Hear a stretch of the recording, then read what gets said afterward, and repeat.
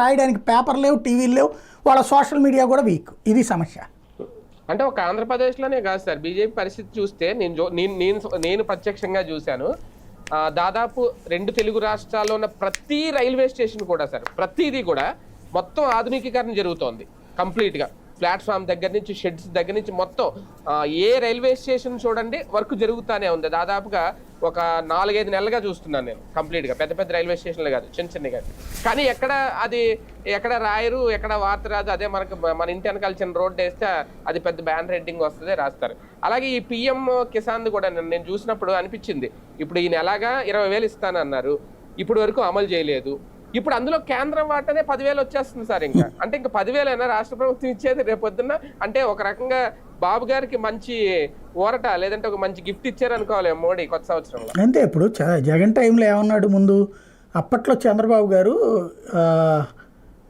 ఏది 10,000 ఇస్తానన్నారు. జగన్ 12,500 చెప్పినప్పుడు, ఏడాదికి 12,500 చొప్పున 4 ఏళ్ళు ఇస్తానన్నప్పుడు, నేను ఏడాదికి 10,000 చొప్పున 5 ఏళ్ళు ఇస్తాన్నారు. అంటే నేను చెప్పిన 50,000 జగన్ ఆయన ఇస్తానన్నాడు కదా అని మాట్లాడారు. అప్పుడు చంద్రబాబు గారిని అడిగారు, మీరు ఇప్పుడు అధికారంలో ఉన్నారు కదా, మరి అట్లా ఇచ్చేటట్టయితే కేంద్రంతో కలిపినా, కేంద్రం కాకుండానంటే కేంద్రంతో కలిపిన వాళ్ళు ఏమన్నా జేబులో సొమ్ములు ఇస్తున్నారా అని చెప్పి అడిగారు.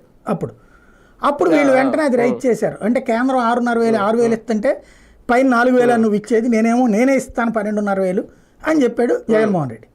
తన అధికారంలోకి వచ్చాక ఏం చెప్పాడు, నెక్స్ట్ ఇయర్ కాదు ఈ ఏడాది నుంచి అమలు చేస్తున్నామని చెప్పాడు. చెప్పి ఏం చేశాడు, మామూలుగా లెక్క ప్రకారం జగన్ ప్రభుత్వమే 50,000 ఇవ్వాలి 4 ఏళ్లలో కలిపి. లేదు, ఇంకొక ఏడాది ముందు నుంచి ఇస్తున్నప్పుడు 62,500 ఇవ్వాలి. కానీ 5 ఏళ్లలో కలిపి జగన్ ఇచ్చింది ఎంత, ఏడాదికి 7,500 చొప్పున 35,500.